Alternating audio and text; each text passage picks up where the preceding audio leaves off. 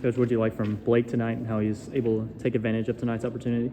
Yeah, I mean, I like the fact he was able to do it in a game in front of other eyes and, get credit for it, if that's the right way to say it. But he's been doing that when you guys aren't here against, we got good arms, in my opinion, and trying to find a way to, obviously with late pitching changes, trying to find a way to spread the wealth and get all those pitchers involved. But sometimes they're left just competing against our guys, which I think is still good action. And he's been having success there.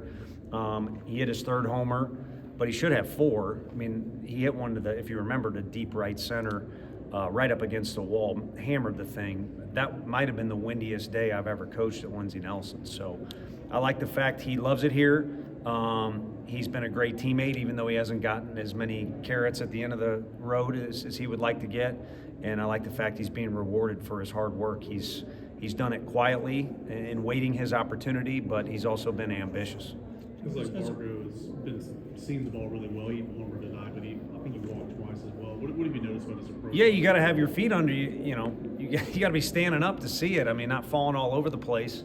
And I'm just kind of being smart aleck because the kid has really stayed in, he's now a young man. He's really stayed in his swing nicely the last few weeks and, not over swinging, not trying to do too much. And he's got a real pretty swing, first of all, visually, but also a functional swing. And then he's a guy that's always hit. So like any baseball player, you never want to hear the phrase trying to do too much. But when he's staying within his swing and also going up there and being who he is, which is a hitter, good things are going to happen, and they're happening right now.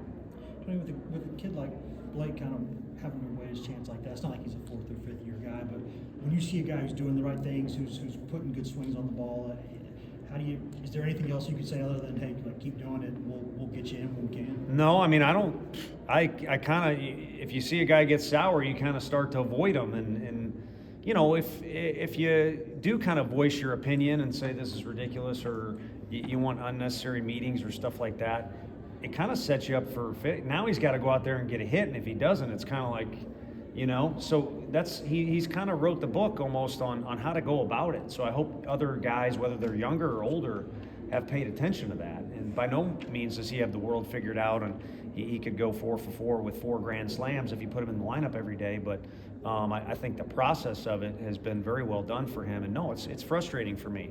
And the only thing I can do is come in here and cry to you guys about the 7-run rule. And these guys you saw they got after it. They competed, and they wanted a full day's work, and that's kind of what we wanted.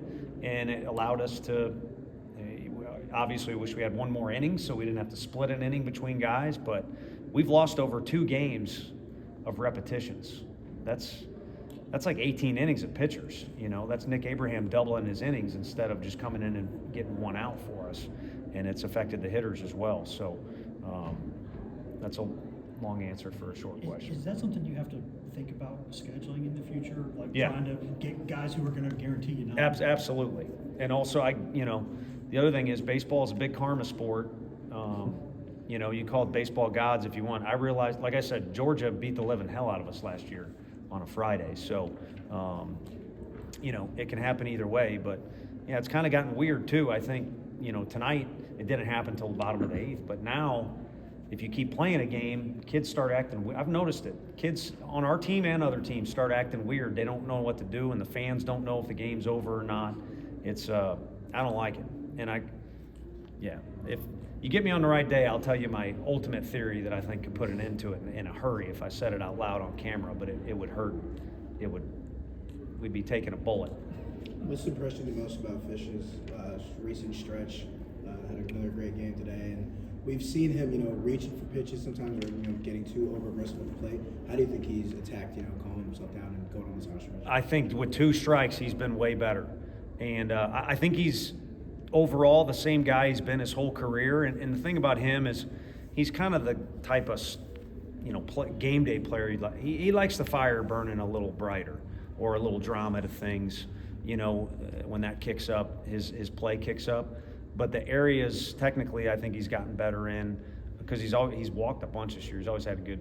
Is with 2 strikes, competing, and with runners in scoring position, hunting down RBIs instead of trying to hunt down a 500-foot homer, which we don't want that to go away. There's a time and a place, But he's playing team ball right now. It's fun to watch.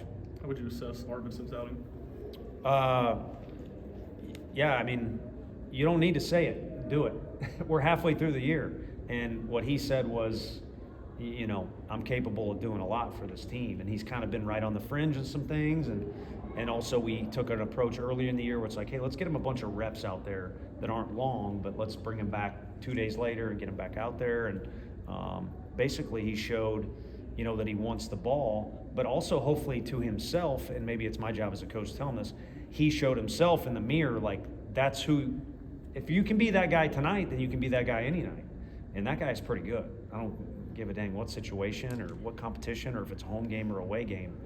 We can utilize that, what he did tonight. Was the plan originally to use him multiple innings, or just how things? No, the plan wasn't even to use him, to be honest with you. And the game got tight, and whether he realizes it or not, I think he's a really gifted kid and one of our better arms. So I thought he was the right man in that situation, especially with some of those lefties coming up. But he's kind of equally good to righties.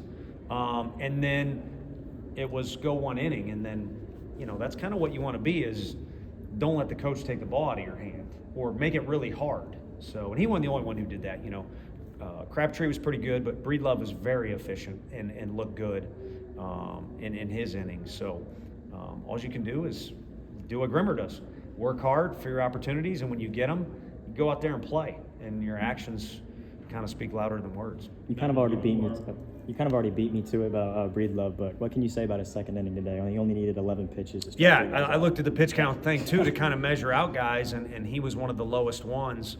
And it probably would have been lower if he would have landed his breaking ball. It kind of took 2 breaking balls, which is it's tough on a reliever. And today was kind of a non-traditional relief performance, but you want to be involved that breaking ball right away, especially if it's as good as kind of the different looks he's got. So you take away those first 2 breaking balls that took him to settle in. Somehow you pull those clips out of the video, and you could argue he was the best guy of the day for either team. Coach, Ariel 0 for 5, kind of uncharacteristic for him. What did you see from his at-bats today that were uncharacteristic? What did you see that he can work on moving forward? Yeah, really well-struck ball to right field. He saw a bunch of pitches. He obviously played really good defense. I mean, the one play to his right almost made a spectacular play where he was really deep in left field. So really he's like a catcher. And I know Levi definitely don't want to hear that. Peebles don't. Those guys can all hit. But if you're playing those positions, Hunter Ensley, if you make a catch crashing into the wall, Ariel plays great short. Our catcher does a great job with the pitchers. And Frank, it's a win for the Vols. And then whatever you add on top of that is a bonus. So he'll be fine. He needs to stack reps. And, yeah, uncharacteristic that he didn't necessarily contribute on the stat sheet, but there were some ABs in there where he was seeing the ball well. And obviously the one to right field was something to get excited about, because he does need to use the whole field. Back on the road this weekend, how did you like the way your team handled last weekend, just in front of the fans and all that? And Yeah. Second note, day to day, but how's Gavin? Yeah, Gavin is better, making progress for sure, and he's been able to swing a little bit. We'll probably go slower than he wants on that, but you know, we'll see. There's a good chance he could at least do something this weekend. And then last week was good for the guys just to be in an environment, because it's rowdy everywhere you go, and somehow Reese Chapman made friends with those guys out in right field. I don't think they didn't like me. I know that based off the chant they had going on, but you kind of learn to love it a little bit. But you got to get used to it regardless of what's going on, because every place has got a little different style. And this is one of the biggest parks. This was, I think, I went in the SEC at the time, the first huge park in the country. Wichita State was one of those, but South Carolina's is bigger and like a minor league stadium. So it's a fun park to go to, but obviously winning's the most fun, and it's a very difficult place to play. You know, and Coach Maneri's back in the league, and yet they've got some returning coaches that know the program really well over there. So there'll be some stuff for us to figure out and prepare for the next couple days, and then, you know, it won't be our first road trip, so you'd like to think the guys will, regardless of what the stat sheets say, start to get a little more familiar with what it takes to have success on the road.